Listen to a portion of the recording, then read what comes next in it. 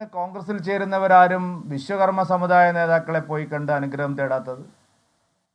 എന്തുകൊണ്ടാണ് കോൺഗ്രസിൽ ചേരുന്നവരാരും മൂത്താൻ സമുദായ നേതാക്കളെ പോയി കണ്ട് അനുഗ്രഹം തേടാത്തത്?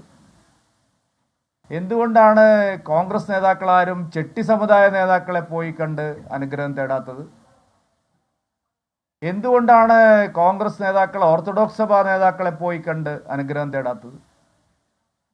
കോൺഗ്രസിൽ ചേരുന്ന ഏത് പ്രാദേശിക നേതാവും എന്തുകൊണ്ടാണ് യാക്കോബായ സഭാ നേതാക്കളെ പോയി കണ്ട് അനുഗ്രഹം തേടാത്തത്?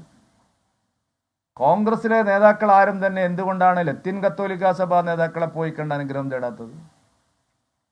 അപ്പൊ ഇവരൊന്നും ആധ്യാത്മിക സാമുദായിക ആചാര്യന്മാരല്ലേ കേരളത്തിൽ? അല്ലെങ്കിൽ ഇവരെയൊന്നും പരിഗണിക്കേണ്ട ആവശ്യമില്ലേ? കോൺഗ്രസിൽ ചേരുന്ന ഏതൊരു പ്രാദേശിക നേതാവും എന്തുകൊണ്ടാണ് പാണക്കാട് തങ്ങളെ പോയി കണ്ട് അനുഗ്രഹം തേടിയാലേ കാര്യങ്ങൾ നടക്കൂ എന്നുള്ള സ്ഥിതിയിലേക്ക് വന്നിരിക്കുന്നത്? ഈ വി ഡി സതീശനും സംഘവും കേരളത്തെ എങ്ങോട്ടാണ് നയിക്കുന്നത്? പോപ്പുലർ ഫ്രണ്ടുമായി ചേർന്ന് ഭീകരവാദികളുമായി ചേർന്ന് തെരഞ്ഞെടുപ്പിൽ മത്സരിക്കുന്ന വി ഡി സതീശനും സംഘവും എന്തുകൊണ്ടാണ് മറ്റ് സമുദായ നേതാക്കളെ ഒന്നും കണ്ട് അവരൊന്നും ഞങ്ങളെ വോട്ട് ബാങ്കിനെ ബാധിക്കുന്നവരല്ലേ, അവരൊന്നും അനുഗ്രഹം തേടാൻ കൊള്ളാത്തവരാണോ? പോപ്പുലർ ഫ്രണ്ടും പാണക്കാട് തങ്ങളും മാത്രം മതി തെരഞ്ഞെടുപ്പിൽ ജയിക്കാൻ എന്നാണോ കോൺഗ്രസ് വിചാരിക്കുന്നത്? ഇത് കേരളത്തെ സംബന്ധിച്ചിടത്തോളം വലിയ ചോദ്യചിഹ്നമാണ് ഉയർത്തുന്നത്.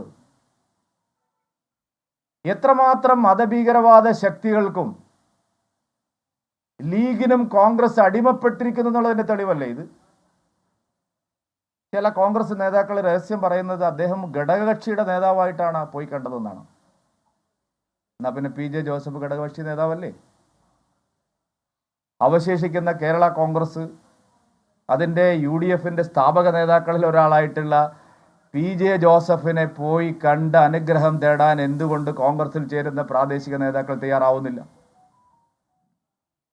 നോക്കൂ, നമ്മൾ കേരളത്തെ ജനങ്ങളെ ഇത്രയധികം ലജ്ജാകരമായ നിലയിലേക്ക്, തരം താഴുന്ന നിലയിലേക്ക് കോൺഗ്രസ് പാർട്ടിയും അതിന്റെ നേതൃത്വവും എത്തിയത് എന്തുകൊണ്ടാണ്? BJP സംസ്ഥാന അധ്യക്ഷൻ കെ സുരേന്ദ്രൻ മാധ്യമങ്ങളോട് സംസാരിക്കുകയായിരുന്നു.